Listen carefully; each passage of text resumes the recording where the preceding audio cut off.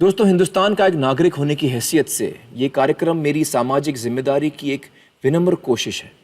मैं अपने दर्शकों को ये यकीन दिलाना चाहता हूँ कि किसी भी इंसान को बदनाम करना, किसी के जज्बातों को ठेस पहुँचाना या किसी के ऊपर कोई फैसला सुनाना, ये मेरा इरादा बिल्कुल नहीं है।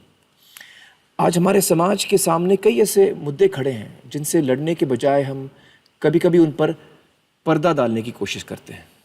इससे गुनाह करने वालों को और शय मिलती है और उनके हौसले और भी बुलंद हो जाते हैं। मैं सिर्फ यही चाहता हूं कि हम उन मुद्दों पर खुलकर चर्चा करें, उनका सामना करें, ताकि हम इन समस्याओं के हल ढूंढ पाएं। इस बात के मद्देनज़र मैं अपने दर्शकों को ये बताना चाहता हूं कि इस प्रोग्राम के कुछ हिस्से कभी कभी बहुत ही संवेदनशील हो सकते हैं और इसलिए आप खुद अपने विवेक और समझ का इस्तेमाल कीजिए और सोच समझकर अपने निर्णय लीजिए। शुक्रिया।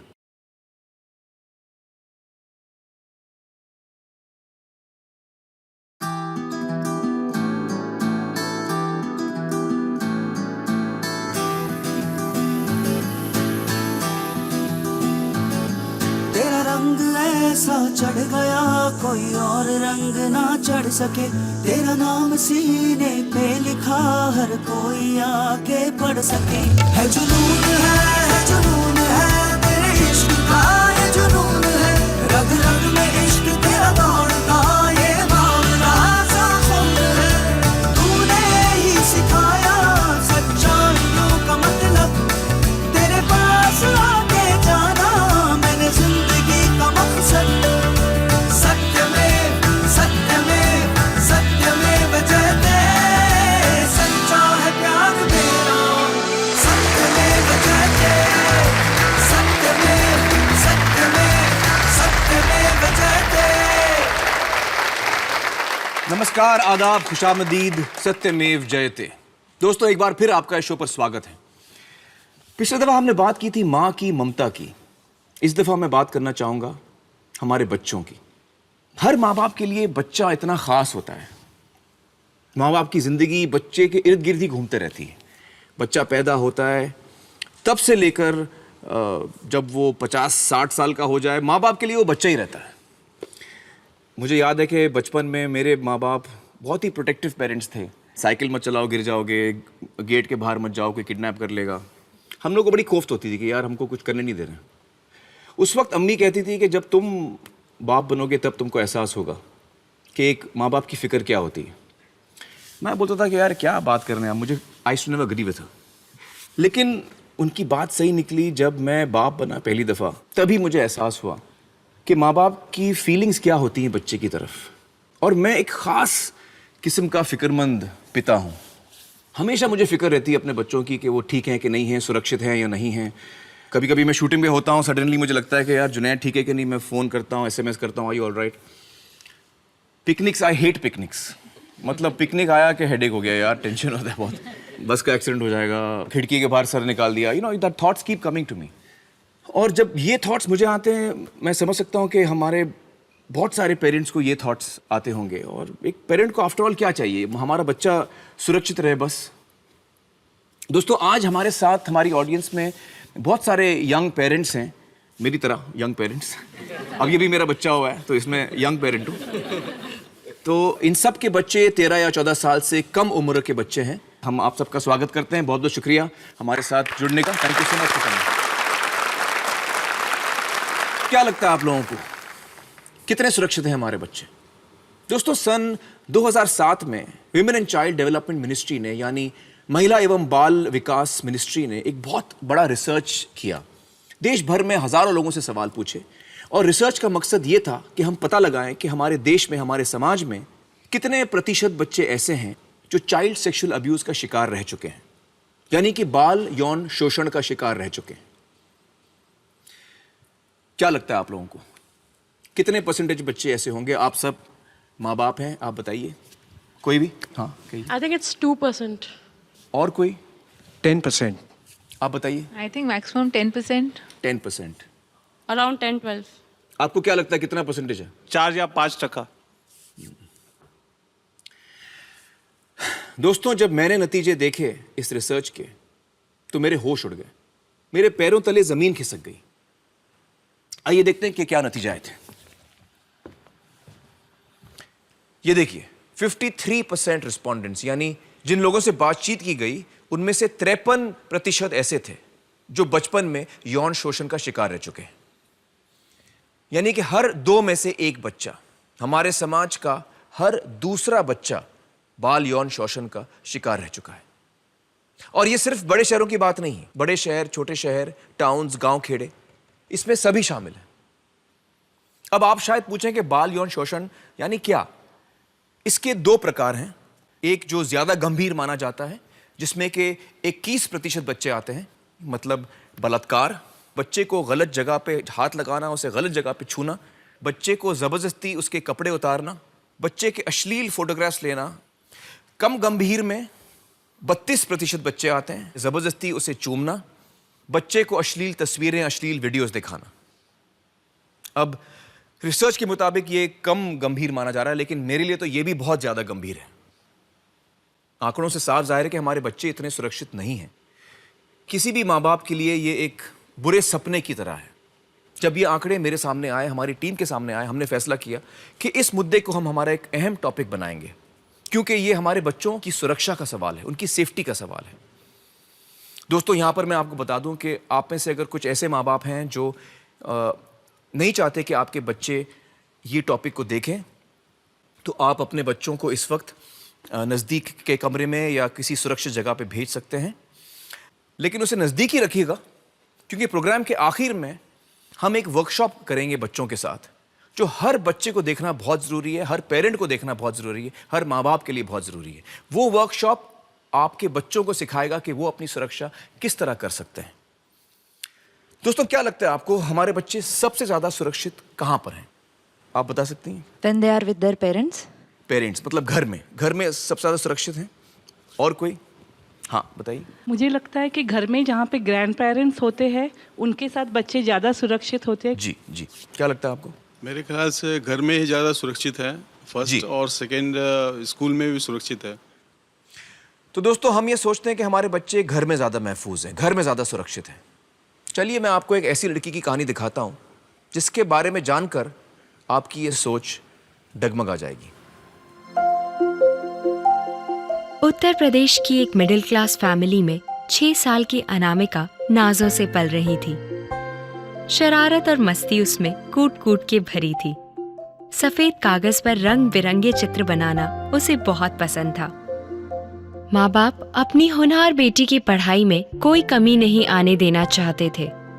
मेरे माँ बाप ने सोचा कि एजुकेशन के लिए मुझे एक्स्ट्रा सपोर्ट की ज़रूरत है फर्स्ट स्टैंडर्ड में, इसलिए उन्होंने एक ट्यूटर को हायर कर लिया। बेटी की जिंदगी संवारने के लिए लिए गए इस फैसले ने अनामिका के बचपन को तबाह कर दिया।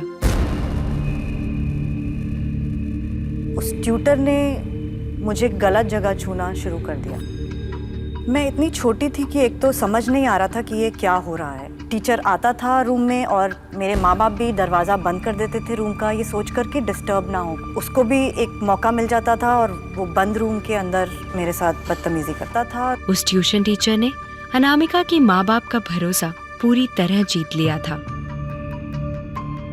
मेरे घर वाले उसको बहुत मानते थे, ना केवल मेरी माँ बाप बट ऑल्सो जो भाभियाँ थी या चाची चाचा, उनके साथ उसका रिश्ता बहुत अच्छा हो गया था। उस 6 साल की बच्ची के दिल में इतना डर था कि वो कभी अपने माँ बाप को ये बता नहीं पाई कि ट्यूशन टीचर ऐसा कर रहा है। एक दुविधा थी मन में, एक डर था और मुझे लग रहा था कि अगर मैंने बताया और उन्होंने विश्वास नहीं करा तो फिर क्या होगा। अनामिका खुद पर से एतबार खोने लगी थी। मैं ज़्यादा दोस्त नहीं बनाना चाहती थी, मेरा कॉन्फिडेंस, आत्मविश्वास बहुत गिर गया। मुझे लगने लगा कि मैं किसी लायक नहीं हूँ। चाहे मैं अकेले भी बैठी हूँ तो एक डर का एहसास होता था, लगता था वो टीचर फिर से ना आ जाए। परिवार में 22 लोगों के होते हुए भी 7 सालों तक अनामिका के साथ ये शोषण चलता रहा और किसी को भनक तक नहीं लगी।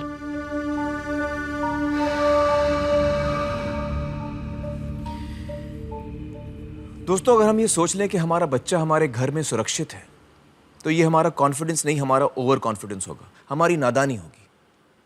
घर में 22 सदस्य होने के बावजूद अगर 7 साल तक ये दर्दनाक हादसा हो सकता है, तो ये किसी भी घर में भी हो सकता है। दूसरी बात ये कि जो आदमी शोषण करता है, जो चाइल्ड सेक्स अब्यूज़र होता है, तो अक्सर या तो परिवार का सदस्य होता है या परिवार में इतना घुल मिल जाता है कि हम उस पर भरोसा कर लेते हैं, उसके बाद वो अपनी चाल चलता है। इन दो बातों का हमें ख़ास ख्याल रखना है। आइए मिलते हैं हमारी आज की पहली मेहमान से, लेकिन उससे पहले उनके बारे में कुछ जान लें। एक परी कथा की जैसी ही है मुंबई की सिंड्रेला की जिंदगी। किसी किस्म की कमी का कोई एहसास नहीं। खुशियों से भरपूर था इनका बचपन। माँ बाप का प्यार, दोस्तों की चाहत, शिक्षकों का सम्मान मिला सिंड्रेला को। पढ़ाई लिखाई हो, खेल कूद हो, कोई भी सांस्कृतिक कार्यक्रम हो, सिंड्रेला हमेशा अव्वल आती हैं। एक नामी कंपनी में अच्छे पद पर काम करती हैं। संगीत में खास रुचि है इनकी। अपने गाने खुद लिखकर रिकॉर्ड करती हैं।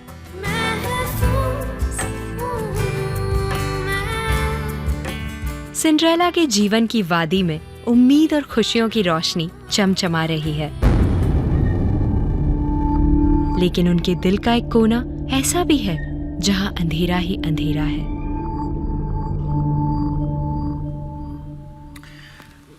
Cinderella, thank you for joining us. Most welcome. सबसे पहले मुझे अपने परिवार के बारे में थोड़ा बताइए। मैं बॉम्बे में रहती हूँ और मेरे परिवार में सिर्फ मेरे पापा है बॉम्बे में। मेरी मम्मी खुदा के पास है, 3 साल हुए मम्मी को खुदा के पास जाकर, और मेरा एक बड़ा भाई है जो लंदन में रहता है। अच्छा, सिंड्रेला, आपके साथ बचपन में बहुत ही दर्दनाक एक हादसा हुआ, उसके बारे में आप हमारे साथ बातचीत करना चाहेंगी? कई बार लोग ऐसे कहते हैं कि यार बचपन के दिन बड़े अच्छे थे, I wish I could go back there, या काश कि वहीं पे सब कुछ फ्रीज हो जाता।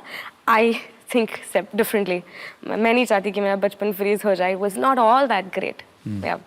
मतलब मम्मी पापा के कई सारे दोस्त थे जो घर पे आते जाते थे, तो वैसे इतने सारे लोगों के बीच एक थे ऐसे व्यक्ति जो एक्चुअली में मेरे नाना के उम्र के हैं। मेरे मम्मी उनको पापा बुलाती थी, तो हमारे घर पे वो हमेशा आया करते थे।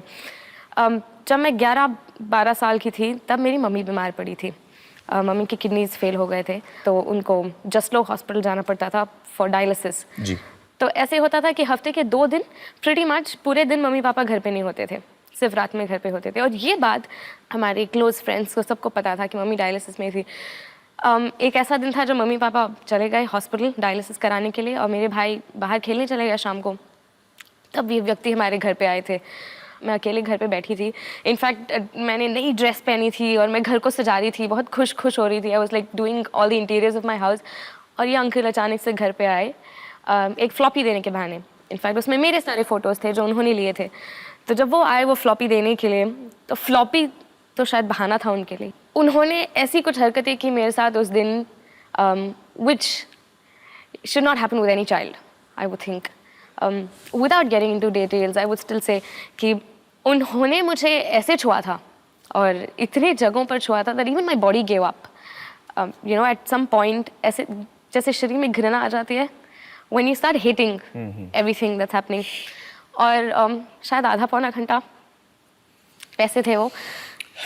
It was so uncomfortable and for me I froze. मेरे लिए शायद लम्हा वहीं थम गया. I could not even move a muscle. मैं अपनी उंगली तक नहीं उठा पा रही थी. मैं बुद्ध बनकर वहाँ पर खड़ी थी और उसे जो करना था वो कर रहे थे. And the man was without conscious. बस उन्होंने आधे पौने घंटे जो करना था वो करे और फिर चले गए. उनके जाने के बाद मुझे एहसास हुआ कि मेरे होंठ सूज गए थे और खून बह रहा था मेरे होठों से. That's really not how a first kiss should be for any girl, right? And like I said, Would you like some water? thank you.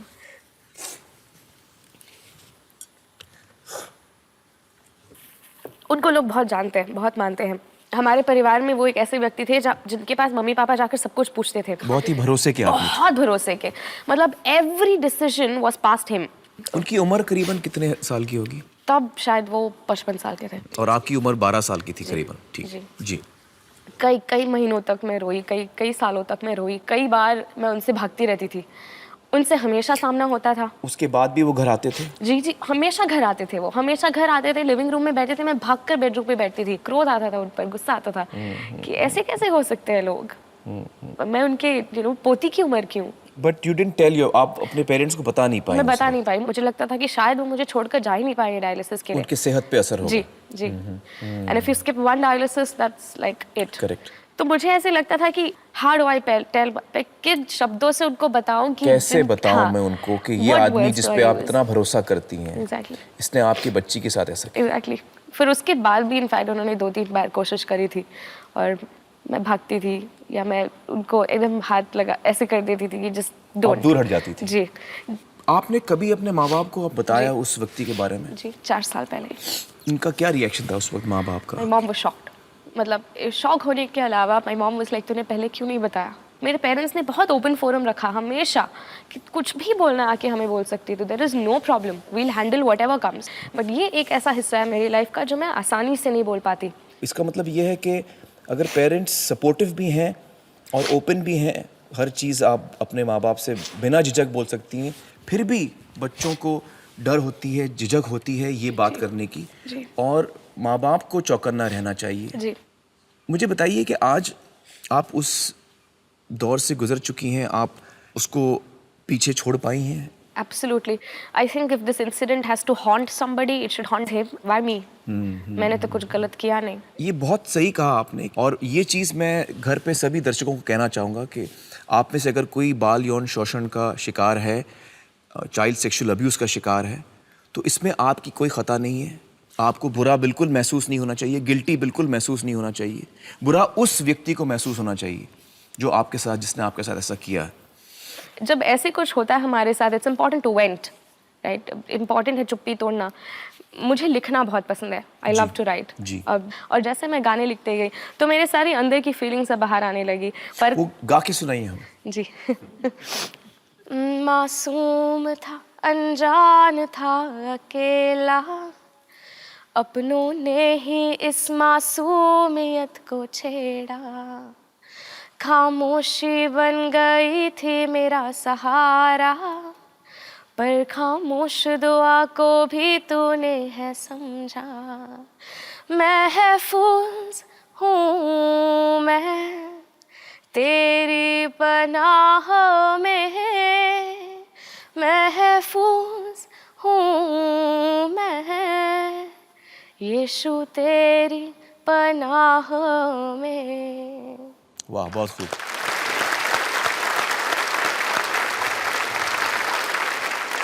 Cinderella, you are very blessed. आप ये बात हमारे साथ बांट रही हैं, देश भर में लोग आपकी बात आज सुन भी रहे हैं। आपके दोस्तों ने ना आपको कहा नहीं कि ये मत बोलो? मेरी सहेली ने मुझसे कहा कि सिंडी तेरी तो शादी भी नहीं हुई है अब तक, तू तो सिंगल है। तो मैंने कहा शायद इस शो के बहाने कोई मिल जाए।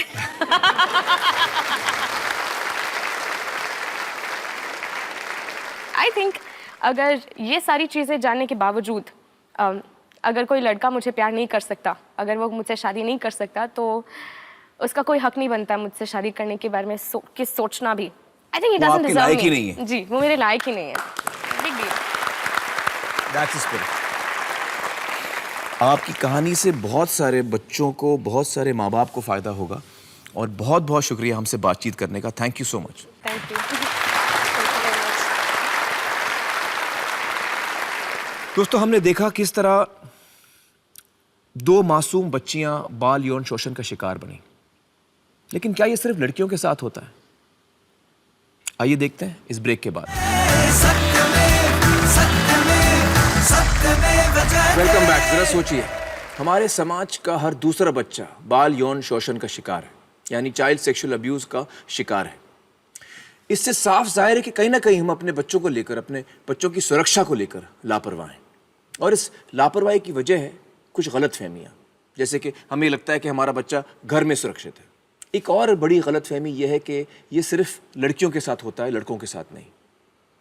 दोस्तों, आपको ये जान के ताज्जुब होगा कि सन 2007 की उसी सरकारी रिपोर्ट के मुताबिक जिन बच्चों के साथ बाल यौन शोषण हुआ, उनमें से 53% लड़के थे। जी हाँ, 53% of the children who went through child sexual abuse were boys. सुनकर यकीन नहीं आता ना। आइए हम अपने अगले मेहमान से मिलते हैं। मुंबई के एक मध्यम वर्गीय परिवार में पले बड़े हरीश अय्यर परवरिश ठीक वैसे ही हुई जैसे किसी भी आम लड़के की होती है। आजकल एक बड़ी कंपनी में बतौर क्रिएटिव हेड काम कर रहे हैं और नाम कमा रहे हैं। एक कामयाब, खुशमिजाज और जिंदा दिल इंसान है। अपने माता पिता के साथ मुंबई में रहते हैं, लेकिन बचपन में कितने भयानक हालातों से वो जूझ रहे थे, माँ बाप को दूर दूर तक इसका अंदाजा नहीं था। बहुत बहुत शुक्रिया हरीश हमारे साथ जुड़ने का। सबसे पहले तो मुझे अपने परिवार के बारे में बताइए। जब आप छोटे थे तो आपके परिवार में कितने सदस्य थे? मेरे परिवार में माय पेरेंट्स वर देयर, मेरे माँ बाप, मेरा एक छोटा भाई है, मेरे डैडी के 2 ब्रदर्स हैं। ओके। तो वो उनके wife. So I grow up in a joint family. आपके बचपन में कुछ हादसा हुआ, क्या आप उसके बारे में हमें बताना चाहेंगे? मैं जब 6.5 साल या 7 साल का था, तब मेरे मम्मी के साइड के रिलेटिव ने मेरा बलात्कार किया। हमारे घर में वो हमेशा आता जाता रहता था, हमारे साथ रहता था वो। तो हम बच्चों को स्नान सुबह से बच्चों को नहलाते हैं, बच्चों को कभी-कभी, जैसे हम जी। नहलाते हैं वैसे ही वो मुझे नहला रहा था। और एक दिन ऐसा हुआ कि उसने सारे कपड़े निकाल दिए और मैं भी नंगा था उनके सामने। फिर उन्होंने मुझे सोप करना चालू किया, साबुन लगाया आपने? साबुन लगाया। और वही टाइम उन्होंने मुझसे यौन संबंध के लिए मैं चिल्लाना चाहता था, और उसी वक्त मेरी आंटी का गया है कि मैं नीचे जाके कुछ सामान खरीद के आती हूँ। उन्होंने आवाज़ लगाई कि मैं कहीं जा रही हूँ।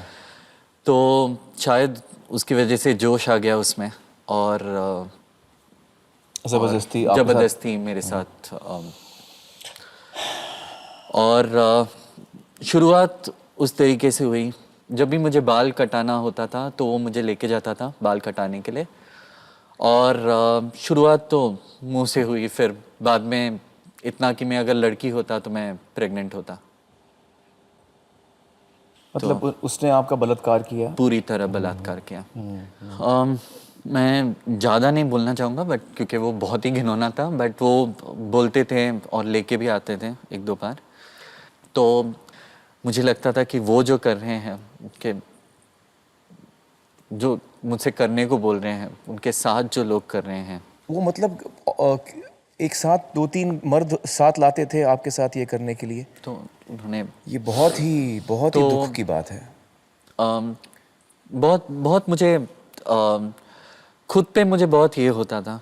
और मैं यहाँ पर मैं आपके बचपन की तस्वीर दिखाना चाहूँगा दर्शकों को, ताकि आपको अंदाज़ा हो, क्योंकि हमारे सामने जो शख्स बैठे हैं वो बालिग हैं, अडल्ट हैं, लेकिन हमें ये कभी नहीं भूलना चाहिए कि ये जो हादसा हुआ है ये एक बच्चे के साथ हुआ है। मैं तस्वीर दिखाना चाहूँगा, ये देखिए, इस बच्चे के साथ, इस छोटे बच्चे के साथ ऐसा हुआ है। तो ये जो इंसान जो कर रहा था, ये एक बच्चे के साथ ऐसा कर रहा था, ये हम कभी ना भूलें। हरीश, मुझे बताइए कि इस दौरान जब इससे आप गुजर रहे थे तो आपको क्या महसूस होता था? आपकी क्या फीलिंग्स थी? आपके क्या थॉट्स थे? ना ही मुझे डर लगा, ना ही मुझे गुस्सा आया। मैं एक पत्थर जैसा होता है, मैं वैसा था। जब वो सारा चीज़ करता था मेरे साथ, तब भी मुझे कोई डर या दर्द भी नहीं होता था मुझे तब। मुझे दर्द तब होता था जब वो करके बंद हो गया, जब वो उठ चुका था, क्योंकि तब मैं 2 ज़िंदगी जीता था। एक ज़िंदगी जब मेरा शोषण होता था, और एक ज़िंदगी जब मेरा शोषण नहीं होता था। और मैंने अपने दिमाग में ये 2 जगह बना ली थी, और मैं कभी ये नहीं चाहता था कि ये दोनों जगहें मिले साथ में। तो हमेशा मेरे बाहर हमेशा शोर था और मेरे अंदर सन्नाटा था। और कोई भी मेल मेंबर, कोई भी पुरुष से मेरे फैमिली में मैं क्लोज नहीं था, क्योंकि मुझे लगता था कि हर आदमी मेरे साथ ऐसा कर सकता है, कुछ बुरा कर सकता है। तो मुझे आदमियों से बहुत डर लगता था। क्लासरूम में जब बैठा करता था तो मैं सडनली क्लासरूम में बैठा करता था और अचानक मैं उठ जाता था। इसलिए उठ जाता था क्योंकि मुझे बहुत डर महसूस होता था और टीचर्स बोलते थे खड़ा क्यों हो जाता है, बैठ जाओ, और कभी कभी मुझे डांट भी मिलती थी उसमें। एक बार मुझे याद है हम बीच में सारे फ्रेंड्स के साथ पिकनिक में चले गए और सब लोगों ने मुझे अपने कपड़े उतार के पानी में जा रहे थे और मैं थोड़े कपड़े उतारे और मैंने देखा कि मैं ब्लीड कर रहा हूँ, तो मैंने झट से अपने कपड़े पहन लिए। इस दौरान मुझे एहसास होने लगा कि मेरे साथ जो हो रहा है वो गलत हो रहा है। मुझे बताइए कि ये सब आपने अपने माँ बाप से कभी बताने की कोशिश की थी? मैंने पहली बार मेरी मदर को बताने की, माँ को बताने की कोशिश की जब मैं अराउंड 10 साल का था। मैं मेरे माँ से बहुत क्लोज था। मैंने शुरू में उनको ये बताया कि वो मुझे यहाँ वहाँ छूते हैं, मेरे पास शब्द नहीं थे, अल्फाज नहीं थे कि ये बताने के लिए कि उस चीज़ को बोलते हैं क्या है, क्या हो रहा है, कैसे समझाऊं। तो मम्मी को लगा कि ऐसे थोड़ी ना होता है। मम्मी को ये पता ही नहीं था, सीरियसली नहीं लिया। तो और ये जब बात उनके कान तक पहुंची तो उन्होंने बोला कि देखा मैंने बताया था, कोई विश्वास नहीं करेगा। अच्छा, उन्होंने आपको ये सब बताया था? उन्होंने आपको धमकी दी, उनको डराया आपको? मुझे डराया था कि अगर मैंने किसी को बताने की कोशिश की तो मुझे मार देंगे, मैंने जिसको भी बताया उसे भी मार देंगे, तो मुझे डर लगता था।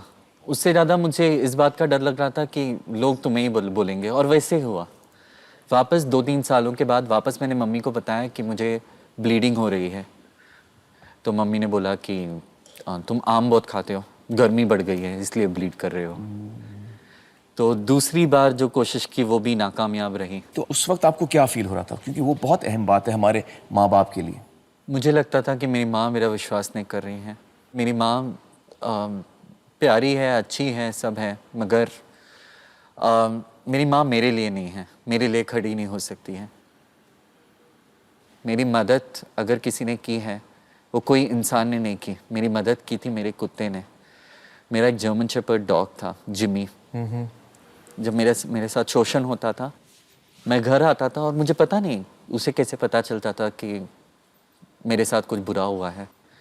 वो मैं जब घर में आता था तो खींच के लेके जाता था मुझे, और बेडरूम में जाके अपने बेड के ऊपर वो बैठ जाता था ऐसे पॉस लेके, और वो चाहता था कि वो ऐसे कूद के मुझे बोलता था कि मेरे पास आओ और मेरे पास आके बैठो।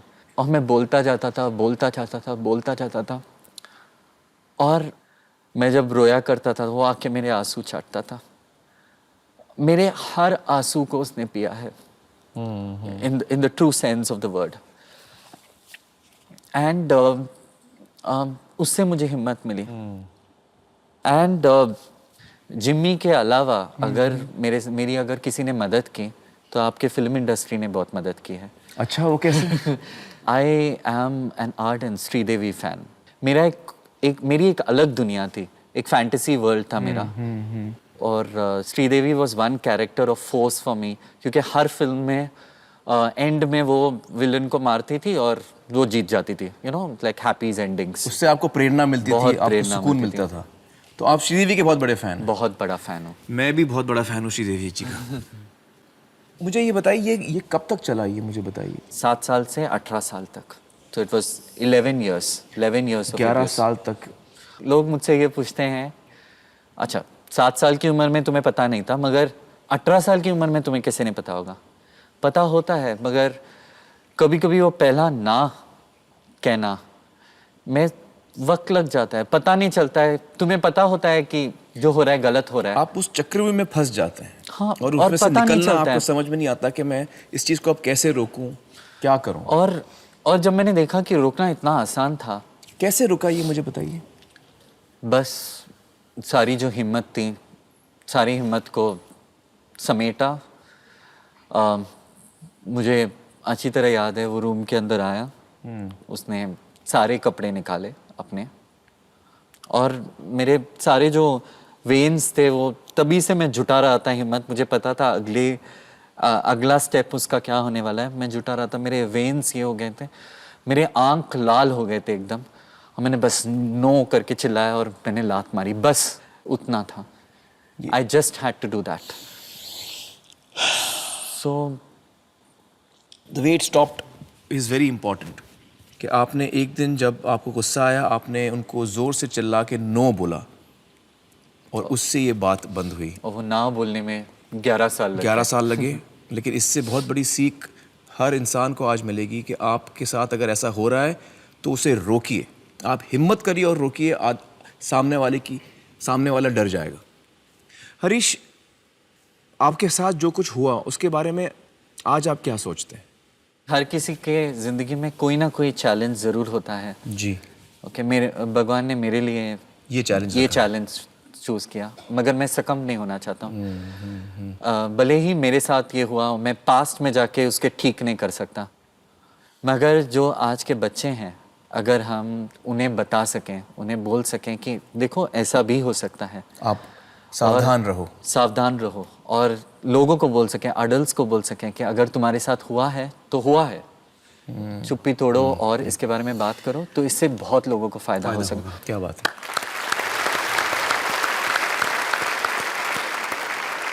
दोस्तों, इस वक्त हमारे साथ हरीश की माताजी भी मौजूद हैं। पद्मा जी, मैं आपसे दरख्वास्त करूंगा कि आप आइए और हमारे साथ थोड़ी बातचीत कीजिए। आइए, बैठिए।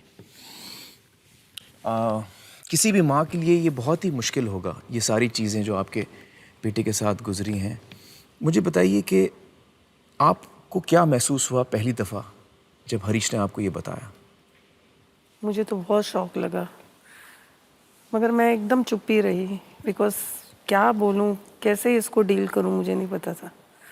मैं उसको भी चुप करा रही थी और मैं भी बोली चुप, किसी से कुछ कहना नहीं। मुझे लगा क्या, किसको दोषी ठहराएं, किसको क्या बोले। मेरी बहन की ज़िंदगी एक तरफ, लोगों के बारे में मैं सोच रही थी, अपने बारे में कम। बहुत ही गलती की मैंने, मेरे बेटे के साथ नहीं रही मैं, उसको समझ नहीं पाई। और सारे पेरेंट्स को यही बोलूँगी कि अगर लड़का इशारे में भी कुछ कहे तो अपने बच्चे की बात मानना, दुनिया की नहीं। जो गलतियाँ मैंने की आप मत दोहराइए। जी जी। और बहुत अफसोस होता है कि मैंने उसके साथ नहीं दिया। जैसे पद्मा जी ने हमें बताया कि काश वो आज भी सोचती हैं कि काश वो मैं अपने बेटे का उस वक्त साथ देती। देखिए, आज तो आप उनका साथ दे ही रही हैं, ये बहुत बड़ी बात है। I think we should congratulate. आपकी बातें सुनकर लोगों को एक बहुत बड़ी सीख मिलनी चाहिए कि अगर हमारे बच्चे के साथ ऐसा हो रहा है तो जैसा पद्मा जी ने बताया, हमें उस वक्त मजबूत होना चाहिए। उस वक्त जो बच्चा हमसे कह रहा है उस पर हमें यकीन करना चाहिए और उस पर ठोस कदम उठाना चाहिए। पद्मा जी, हरीश, मैं समझ सकता हूँ कि आप दोनों के लिए कितना मुश्किल हुआ होगा यहाँ आकर ये सारी चीज़ें हमारे साथ बांटना। थैंक यू सो मच हमसे बातचीत करने का।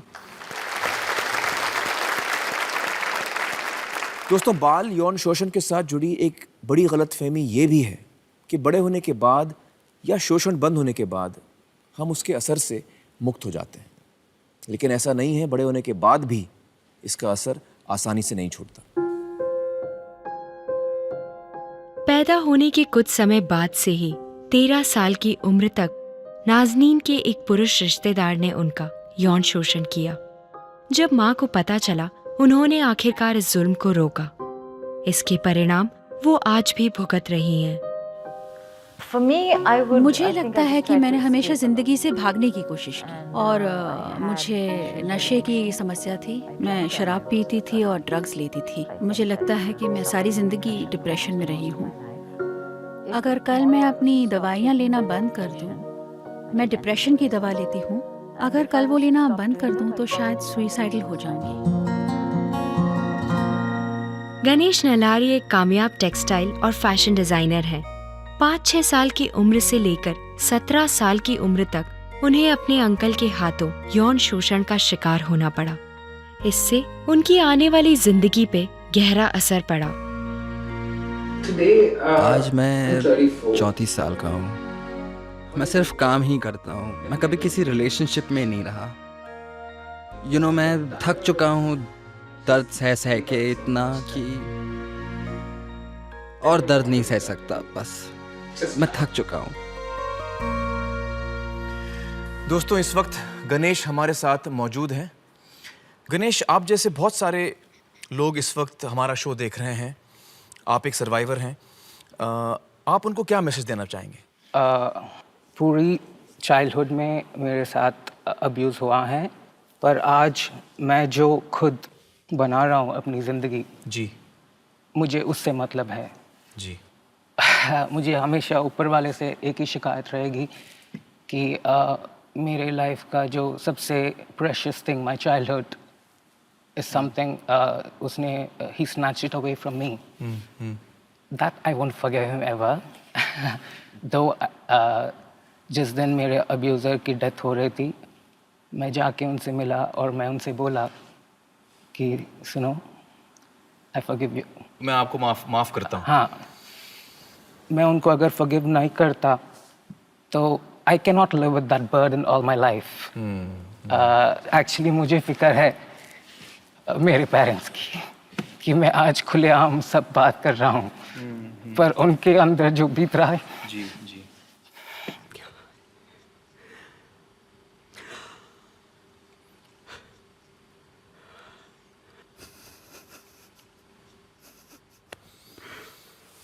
Sorry. Not at all. Not at all. You're okay? Yeah, I'm good. Yeah. Get up. Give me a hug.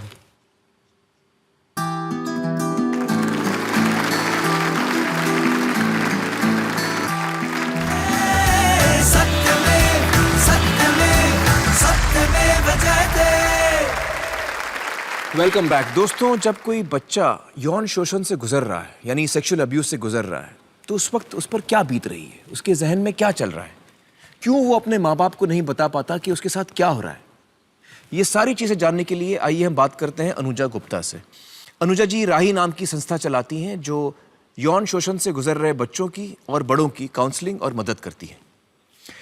Anuja जी मुझे बताइए कि जब बच्चों के साथ यौन शोषण होता है, सेक्सुअल अब्यूज़ होता है, तो अक्सर उनको बड़ी मुश्किल महसूस होती है इस सब के बारे में अपने माँ बाप से बात करने में।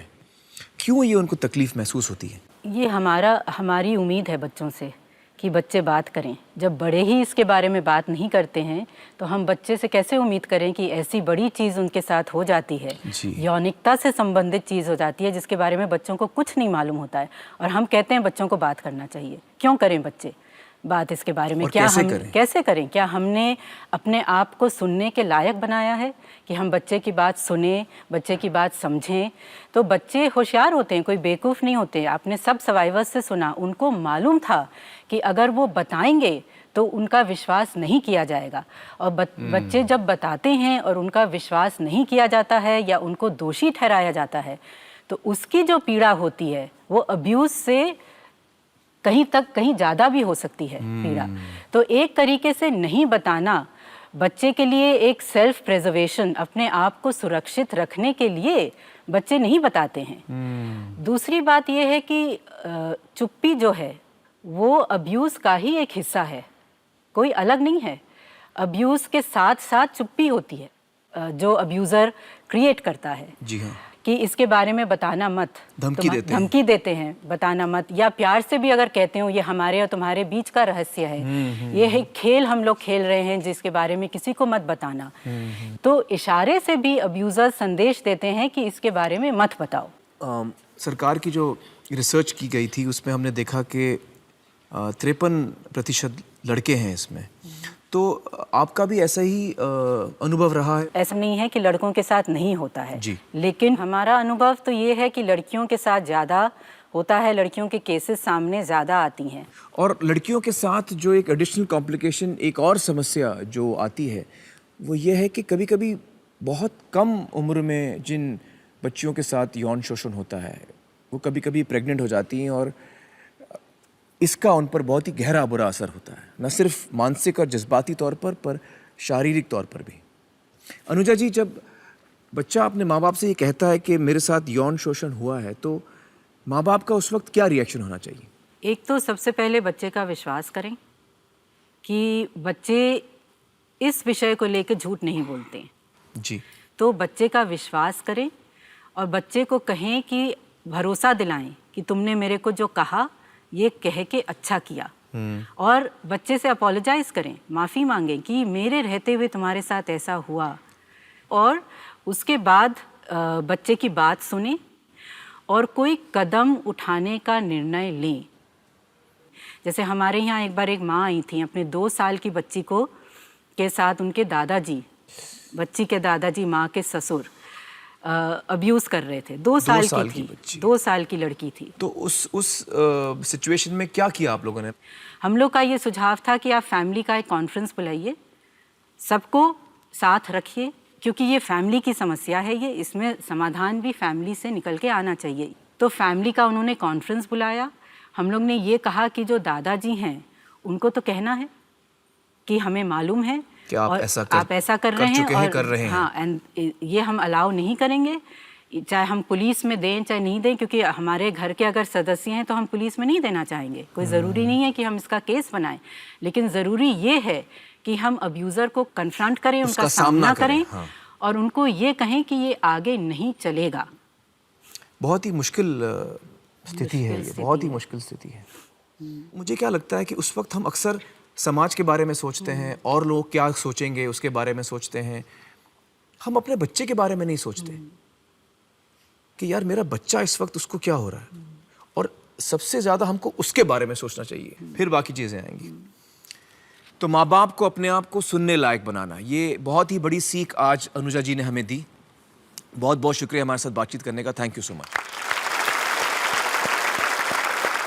दोस्तों, बाल यौन शोषण से हमारे बच्चों को बचाने के लिए उस आदमी का चेहरा पहचानना बहुत ज़रूरी है जो हमारे बच्चे के साथ ऐसा कर सकता है, और उसमें हमारी मदद करेंगे डॉक्टर रजत मित्रा। डॉक्टर रजत मित्रा एक मनोवैज्ञानिक हैं। वे पिछले 8 सालों से चाइल्ड सेक्स अब्यूज केसेस में दिल्ली पुलिस की मदद कर रहे हैं। उन्होंने तिहाड़ जेल में चाइल्ड सेक्स अब्यूज के अपराधियों के साथ रहकर 6 सालों तक उनकी मानसिकता का अध्ययन किया है। बहुत बहुत शुक्रिया हमारे साथ जुड़ने का डॉक्टर मित्रा। मुझे बताइए कि आपकी रिसर्च में क्या सामने आया? जो आदमी बच्चों के साथ ऐसा करता है, उसकी सोच, उसकी थिंकिंग क्या होती है? इसमें कई मुख्य बातें हैं जो इस स्टडी में सामने आई। एक ये कि इनमें जो है किसी प्रकार की गिल्ट की भावना नहीं होती जो इन्होंने किया है, पछतावा नहीं होता। किसी में मैंने पछतावा नहीं नोट किया। बाकी उनका ये था कि जो मैंने बच्चे के साथ किया वो सही किया। वो बच्चे को जो है वो एडल्ट मानते हैं कि बच्चा जो है वो इसको एंजॉय करता है, और ये उनकी थिंकिंग है। ये उनकी थिंकिंग है। और ये जो कर रहा है, जिसका मस्तिष्क ऐसा है, वो बहुत ही, जिसे कहते हैं, शातिर दिमाग से प्लान करके कर रहा है। किसी को देखते हैं, टारगेट बनाते हैं, उसके मूवमेंट को देखते हैं, उसके एनवायरनमेंट को स्टडी करते हैं, देखते हैं उसके करीब कौन कौन है, हाँ, और किससे बच के रहना है, ये बच्चा बात करेगा नहीं करेगा, ये सारी चीजें ताकते हैं, उसके बाद ही वो चाल चलते हैं। और इनमें एक जिसे कहते हैं चार्म होता है, कॉन्फिडेंस होता है। मैं आपको एक केस बता सकता हूँ। एक न्यूयॉर्क में एक स्टडी भी हुई थी जिसमें कुछ मदर्स के साथ ये क्या था, जिस मदर्स ने कहा कि हमारा बच्चा हमको कभी नहीं छोड़ के जाता, और एक कन्विक्टेड 2-3 पेडोफाइल्स थे, उनको पार्क में छोड़ दिया गया। Before the horrified mothers, the pedophiles picked up the children and walked away.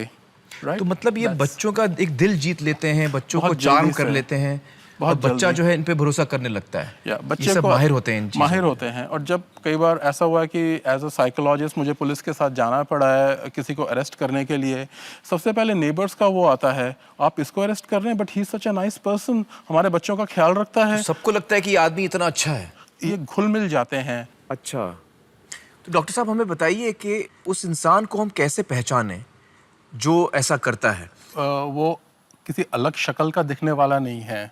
वो यहाँ पे किसी के भी जैसा जो है शक्ल में हो सकता है जी। ये हर क्लास में जो है इक्वली डिस्ट्रीब्यूटेड होता है जी। तो कोई भी हो सकता है, ऐसे चेहरे से हम पहचान चेहरे से बिल्कुल नहीं पहचान सकते, और बिहेवियर से भी ऐसे खास हम पहचान नहीं पाएंगे। बिहेवियर से आप ये देखेंगे कि वो बच्चों की तरफ किसी तरह से आकृष्ट हो रहा है, जो बच्चों के साथ बहुत जल्दी घुल मिल जाता हो, जो बच्चों के साथ इनऑर्डिनेट लॉन्ग टाइम स्पेंड करता हो, मतलब जरूरत से ज्यादा वक्त बच्चों के साथ बिताता हो। सिर्फ ये एक इंडिकेटर हमने देखा है जिससे हमको वार्निंग, मतलब साइन जो है हमको मानना चाहिए। ये एक वार्निंग है, इससे हम खबरदार हो सकते हैं। हाँ जी। एक लेक्चर दे रहा था मैं, एक बच्चे ने मेरे से सवाल खड़े होकर पूछा, वो टीनेज उम्र की थी, sir should we respect our elders? तो मैंने कहा नो। मेरे साथ प्रिंसिपल बैठे हुए थे, उन्होंने कहा नहीं आप क्या कह रहे हैं, वी शुड, हमारी सभ्यता तो ये कहती है कि हम रेस्पेक्ट करें। किस चीज़ को रेस्पेक्ट करें हम? मैंने कहा respect behaviour, teach your children. ये आपने बहुत अहम बात की, मैं दर्शकों को बताना चाहूँगा कि हमारे जो संस्कार हैं उसमें हम बच्चों को हमेशा सिखाते हैं कि बड़ों का आदर करो, उनकी इज्जत करो, अच्छा है, करना भी चाहिए बड़ों का आदर, उनकी इज्जत। लेकिन जैसे डॉक्टर साहब ने कहा, हमें उनके व्यवहार का आदर करना चाहिए, उनकी उम्र का नहीं। अगर किसी का व्यवहार हमारे साथ ठीक नहीं है तो चाहे उनकी उम्र कितनी भी हो, उनकी इज्जत हमें फिर नहीं करनी चाहिए। हमें बल्कि उनके खिलाफ कंप्लेंट या शिकायत करनी चाहिए। बहुत बहुत शुक्रिया डॉक्टर मित्रा हमसे बातचीत करने का। Thank you so much. दोस्तों, अब मैं आपको मिलवाऊंगा एक ऐसी संस्था से जो देश भर में बच्चों की मदद करती है और जानी जाती है इस आंकड़े से, 1098। आपने चाइल्ड लाइन में फ़ोन लगाया है। ये छोटे बच्चों की सहायता करने वाली हेल्पलाइन है। बहुत गर्व की बात है कि दुनिया की सबसे बड़ी बच्चों की हेल्पलाइन हमारे देश में है। चाइल्ड लाइन नाम की ये हेल्पलाइन भारत के 200 शहरों में काम कर रही है। अगले 3 सालों में 630 जिलों में ये हेल्पलाइन बच्चों की मदद के लिए तैयार मिलेगी। 1098 कोई मामूली नंबर नहीं, कई मौकों पर बच्चों का असली सहारा है ये नंबर। कोई भी दुखी, परेशान या यौन शोषण से पीड़ित बच्चा तुरंत चाइल्ड लाइन से मदद की गुहार कर सकता है। हर साल इस नंबर पर करीब 25 लाख कॉल्स आते हैं। किसी भी बच्चे या बच्ची की चिंता करने वाले को बस ये नंबर डायल करने की जरूरत है और 1 घंटे में मदद हाजिर हो जाएगी।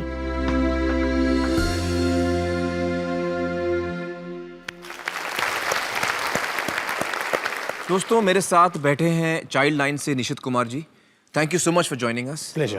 मुझे बताइए कि बाल यौन शोषण या चाइल्ड सेक्सुअल अब्यूज़ का जो मुद्दा है, इसको लेकर आपके यहाँ भी बहुत केसेस आते होंगे। हाँ। इस पे लॉ क्या कहता है? चाइल्ड सेक्सुअल अब्यूज़ के बारे में कोई अभी तक लॉ नहीं है और हमारा ये मैं ख़ास लोगों से कहना चाहूँगा कि ये बहुत ही आश्चर्य की बात है कि चाइल्ड सेक्सुअल अब्यूज़ यानी बाल यौन शोषण को लेकर, इस मुद्दे को लेकर कोई ख़ास कानून इस वक्त हिंदुस्तान में नहीं है। इसके बारे में मैं एक एग्जाम्पल देना चाहता हूँ आपको। ये जो केस है, इसका नाम है एंकरेज केस। ये इंडिया में लैंडमार्क केस है चाइल्ड सेक्सुअल अब्यूज़ के बारे में। 2001 में हमको एक शेल्टर कोलाबा में, मुंबई में एक शेल्टर से हमको बच्चे ने फ़ोन किया। ये शेल्टर को 2 ब्रिटिश एक्स नेवल ऑफिसर्स उसको चला रहे थे। तो वो स्ट्रीट में रहने वाले बच्चों को वो शेल्टर और खाने का प्रॉमिस करते थे, फिर उनको यहाँ ले जाते थे और बहुत खतरनाक और ऑब्सीन तरीके के एक्शंस ये एडल्ट्स बच्चों से वो बहुत गलत काम करवा रहे थे, बच्चों से काम करवाते थे। फिर हमने इसमें FIR दर्ज करने का काम शुरू किया और हमने सेशंस कोर्ट मुंबई में केस फाइल किया। हमको तब ये लॉ के बारे में बहुत सारा जो गैप्स हमको दिखाई पड़ा कि जो प्रोसीजर्स हैं कि कोर्ट रूम में कैसे ट्रायल किया जाए। उन बच्चों को इंडिया के सबसे टॉप डिफेंस लॉयर, उन्होंने उनको क्रॉस एग्जामिन किया। अब सोचिए, जो बड़े बड़े police officer in defence lawyer के सामने घबराते हैं कोर्ट रूम में, वो बच्चे को उन्होंने डायरेक्टली एग्जामिन किया। दूसरी बात यह है, जब मेडिकल एग्जामिनेशन होता है उसमें वो मेडिकल अटेंडेंट हॉस्पिटल ले जाता है, गवर्नमेंट हॉस्पिटल में, और सबको बुला के बोलता है ये बच्चे के साथ रेप हुआ है। इसको बोलते हैं डबल विक्टिमाइजेशन। मतलब एक तो बच्चा विक्टिम है, उसके ऊपर वो मेडिकल सबके सामने ये बताया जा रहा है। तो कोर्ट प्रोसीजर्स है, पुलिस रूम प्रोसीजर्स है, मेडिकल प्रोसीजर्स है, उसमें चेंज लाने की जरूरत है। ये जो एंकरेज केस हुआ, वो जब सेशंस कोर्ट ने इनको कन्विक्ट किया, उसके बाद में इन्होंने हाई कोर्ट में अपील किया। हाई कोर्ट ने एकदम जल्द तुरंत उनकी अपील को अपहेल किया। उन्होंने कहा, देखिए जो बच्चे जो ये बोल रहे हैं क्राइम जो किया जा रहा है, वो अपना जो प्राइवेट पार्ट्स है बच्चों के मुंह के अंदर डाल रहे हैं, ये जो बात है ये पेनिट्रेशन एस्टैब्लिश नहीं करती, इसलिए करंट लॉ के अंदर इसको हम पनिश नहीं कर सकते, इसको हम जुर्म नहीं मान सकते। फिर हमने सुप्रीम कोर्ट में लेके गए। अब 2011 में सुप्रीम कोर्ट ने ये केस अपहेल किया है और उनको वापस जेल भेजा है। तो मतलब 10 साल लगे हैं हमको ये कन्विक्ट करने में, 10 साल। ये कमाल की बात है कि 10 साल तक आप लड़ते गए और उन बच्चों को आपने इंसाफ दिलाया। दोस्तों, इंपॉर्टेंट बात यह है कि बाल यौन शोषण को लेकर हमारे देश में कोई कानून नहीं है। मैं दर्शकों को बता दूं कि इस वक्त पार्लियामेंट में एक बिल मौजूद है, पेंडिंग है। जब वो बिल पास हो जाएगा तब वो कानून बनकर लागू होगा। मैं चाहूँगा कि हम सरकार को एक चिट्ठी लिखें, एक अर्जी दें कि हम आपके साथ हैं, आप बाल यौन शोषण के खिलाफ जल्द से जल्द और सख्त से सख्त कानून लाएं। ये चिट्ठी मैं लिखूंगा और मैं चाहूंगा कि आप सब, सारे पेरेंट्स, सभी लोग इसका समर्थन करें। निशित कुमार जी, बहुत बहुत शुक्रिया हमारे साथ बातचीत करने का। Thank you so much. Thank you. दोस्तों, यहाँ पर हम लेंगे एक छोटा सा ब्रेक, लेकिन अब वक्त आ गया है कि आप अपने बच्चों को टीवी के सामने बुला लें। ब्रेक के बाद मैं एक वर्कशॉप करूंगा बच्चों के साथ। ये बहुत ज़रूरी है कि आपके बच्चे और सारे माँ बाप ये वर्कशॉप देखें। इस वर्कशॉप से बच्चों को सीख मिलेगी कि किस तरह वो सावधान रह सकते हैं।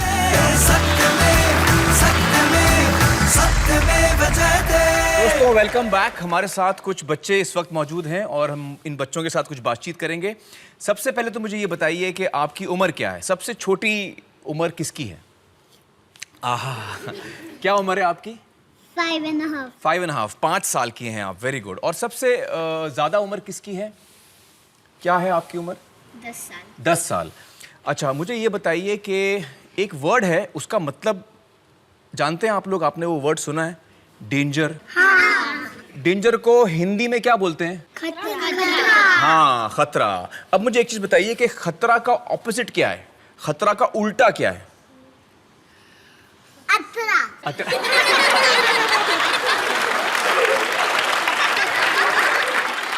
खतरा का उल्टा अतरा। Very good. नहीं, मैं बताता हूं। डेंजर का ऑपोजिट है सेफ। तो खतरा का ऑपोजिट है सुरक्षा। अच्छा, कोई सेफ्टी की चीज बताइए कि सेफ्टी क्या क्या है?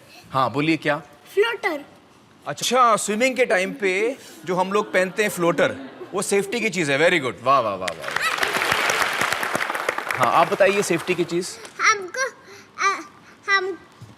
एक ग्लव्स पहनना चाहिए हमारे हेयर को कलर करने के लिए। ओह,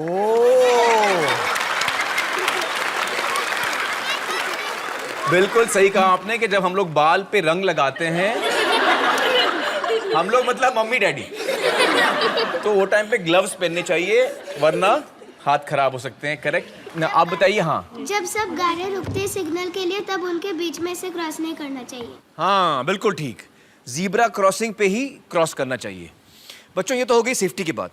अब मैं आपको बताऊंगा डेंजर की बात, मतलब खतरे की बात। हाँ, हमारी बॉडी पे 3 जगह है जो डेंजर जगह है, जहां किसी और को आपको कभी टच नहीं करना चाहिए, हाथ नहीं लगाना चाहिए, छूना नहीं चाहिए। कौन से वो 3 जगह, डेंजर जगह बॉडी पर? ये देखिए, हमारे पास डायग्राम भी है। एक छाती, दूसरा टांगों के बीच में, और तीसरा बॉटम पे, मतलब पीछे साइड। ठीक है, फिर से बोलो। एक बॉटम, दूसरा चेस्ट, तीसरा पार्ट बिटवीन आवर लेग्स। हाँ, अभी इसमें एक बहुत ज़रूरी बात है कि हो सकता है आपके मम्मी डैडी जब आपको नहला रहे हैं, तब वो शायद आपको यहाँ पे टच करेंगे नहलाने के टाइम पे। ठीक है, या कभी कभी डॉक्टर टच करेगा।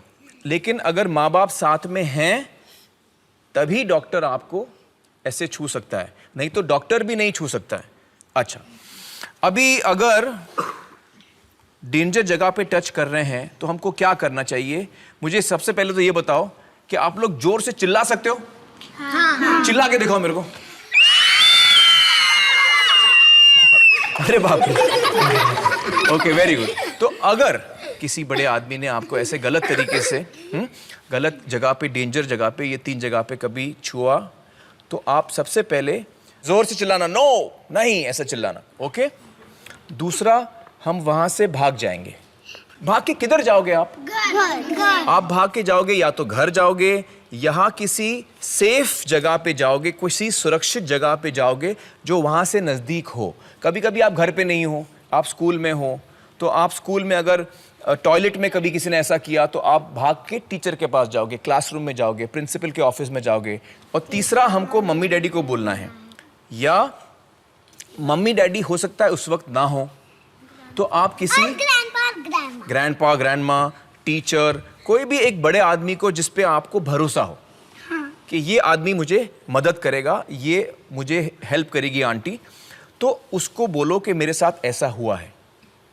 अभी आप सबको मैं एक और सवाल पूछना चाहता हूँ कि आपके लाइफ में, आपकी ज़िंदगी में, मुझे एक आदमी का नाम लो जो आपको लगता है ये मेरे भरोसे का आदमी है, जिस पे मैं भरोसा कर सकता हूँ, ट्रस्ट कर सकता हूँ, उसको जाके मैं बोल सकता हूँ, जो आपका बॉडीगार्ड है। हाँ, सब आप बोलो। Father. Father. Okay. One name. Father. Father. Father. Father. Who would you like to say? Father. Father. तो ये आप अपने माइंड में तय कर लो कि वो कौन है, और आज जब आप घर जाओगे आप उसको जाके क्या बोलोगे कि मैं आपको भरोसा करता हूँ, आप पे ट्रस्ट करता हूँ, तो आप मेरे बॉडीगार्ड हो, कभी कुछ होगा मेरे लाइफ में तो मैं आपको आके बोलूँगा। ये पहले से उससे बात करके रखने का। तो कोई आपको प्यार से गले लगाएगा तो उसमें कोई बुरा नहीं है, अंकल आंटी गले भी लगा सकते हैं, प्यार भी कर सकते हैं, लेकिन आपको अगर लगे कि अरे ये डेंजर जगह पे ये मेरे को क्यों टच कर रहे हैं, ये वो कोई भी हो सकते हैं, कोई भी वो हो सकते हैं, जहां आपको अच्छा नहीं लगा आप पहले क्या करोगे? चिल्लाओगे। दूसरा आप वहां से भाग जाओगे, किसी सुरक्षित जगह पे जाओगे, और तीसरा अपने बॉडीगार्ड को बोलोगे। Got it? सब समझ गए? एक्सीलेंट। हाँ बोलिए क्या? जब लाइफ हो आउट ऑफ कंट्रोल बॉडीगार्ड को भूल के दो। वेरी गुड यार, वेरी गुड। ये एक्चुअली पूरे वर्कशॉप का ये मैसेज है, जब लाइफ हो आउट ऑफ कंट्रोल बॉडीगार्ड को बोल के दो। Very good, thank you kids, thank you.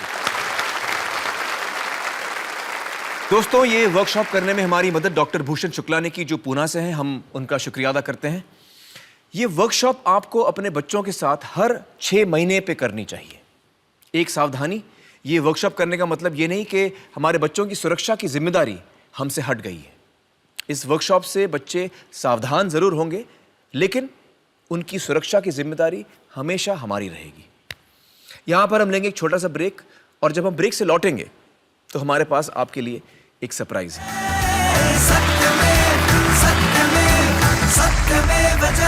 Welcome back दोस्तों। हर हफ्ते हम देश को एक सवाल पूछेंगे, क्योंकि हम जानना चाहते हैं कि इन खास मुद्दों पर आपकी क्या राय है, देश की क्या राय है।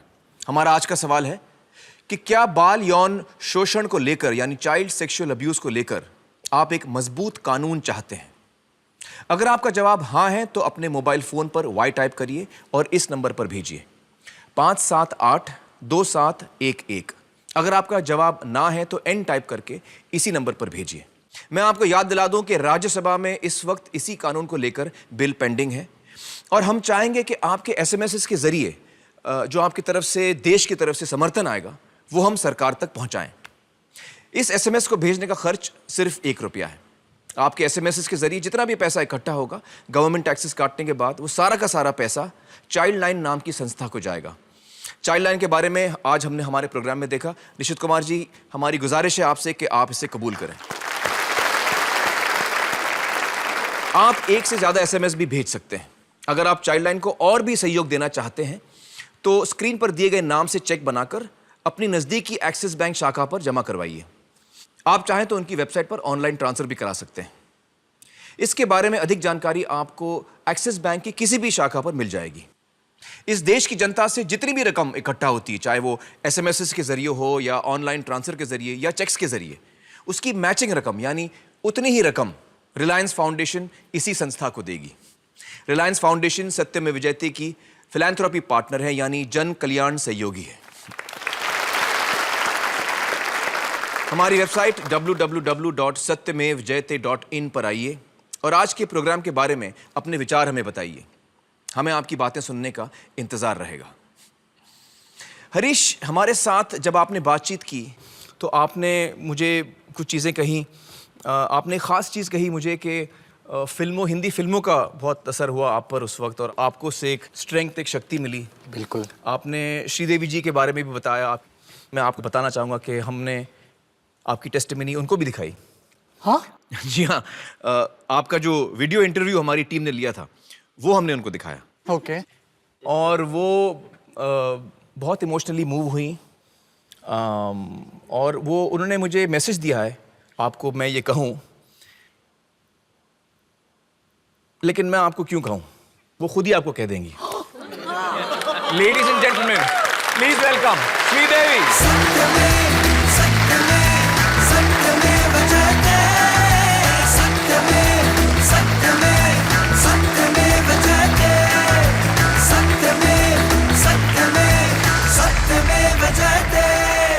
Thank you so much for coming ma'am, बहुत बहुत शुक्रिया आने का। और Harish, this is a surprise for you. We thought we should do something little special for you and make it a special day for you. Please join us up here on stage. Please join us. Can I touch you?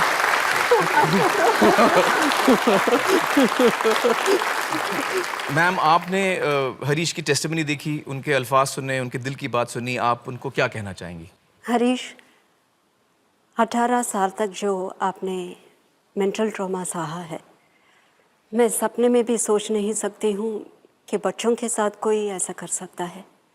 आपने अपने अतीत को हम सब के साथ बांटने का हौसला दिखाया है। इससे ना जाने कितने बच्चों को हिम्मत मिलेगी जो इस नरक से गुजर रहे हैं। That makes you a real hero. Thank you so much. आपके मुश्किल टाइम में मेरे फिल्मों ने आपको खुशी दी, ये सुनकर मुझे बहुत अच्छा लगा। Thank you so much.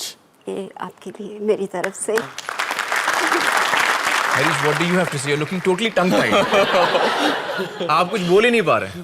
Oh my, हवा हवाई and मैं तेरा दुश्मन. Everything is standing in front of me. So I just have to tell you कि बचपन से मेरा abuse को हट के मेरा एक fantasy world जो बना था, that was always Sridevi, it was always मैं तेरा दुश्मन. इसीलिए हम लोग सिनेमा बोलते हैं शायद, क्योंकि सी न्यू माँ, एक अलग माँ होती है वो. So देखिए, ये कितनी खुशी की बात है कि मतलब मुझे इस वक्त इतनी खुशी हो रही है क्योंकि मैं भी इस बिरादरी का हूँ, इस इंडस्ट्री का हूँ, और हम जो काम करते हैं कभी कभी हमें पता भी नहीं होता कि हमारे काम से लोगों को उन पर क्या असर हो रहा है, उनकी किस तरह से हेल्प हो रहा है. And it's so lovely ma'am, आपने जो इंस्पिरेशन रही हैं आप हरीश के लिए. श्री जी, हमारी सरकार जो है इस वक्त एक कानून पे काम कर रही है चाइल्ड सेक्सुअल अब्यूज़ के ख़िलाफ़, और हम चाहते हैं कि हम अपनी गवर्नमेंट को सपोर्ट करें कि वो मजबूत से मजबूत ये बिल लाएं. तो हमने एक ख़त सपोर्ट में उनके लिए बनाया है. मैं चाहूँगा कि आप पहला सिग्नेचर आपका हो इस पे.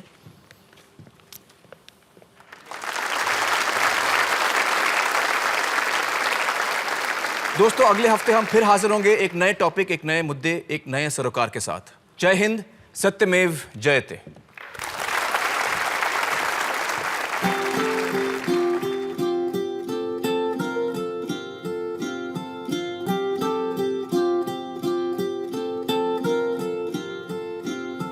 बिखरे टूटे टुकड़े सारे जुड़ रहे हैं धीरे धीरे, हौले हौले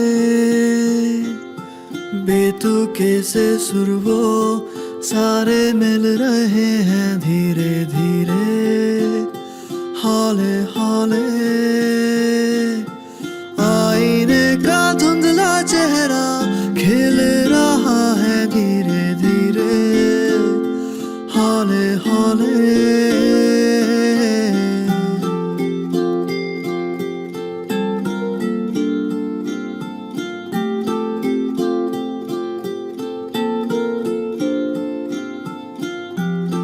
नन्ही सी एक जान ने अपना बचपन खोया, खौफ की मैली चादर ओढ़ के सोया, बेबस अकेला बेजुबान चुपचाप रोया. अरसों से ये बहते आंसू थम रहे हैं धीरे धीरे, हौले हौले. खुल रही आंखें जो अब तक नम रहे हैं धीरे धीरे, हौले हौले. आईने का धुंधला चेहरा खिल रहा है धीरे धीरे, हौले हौले.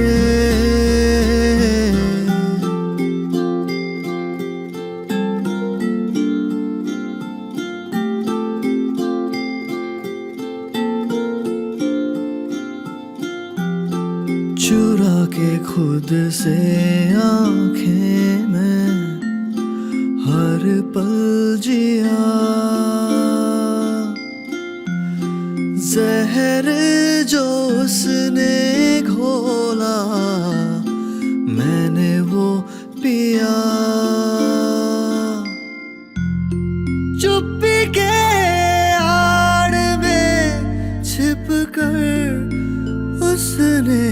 जुर्म किया।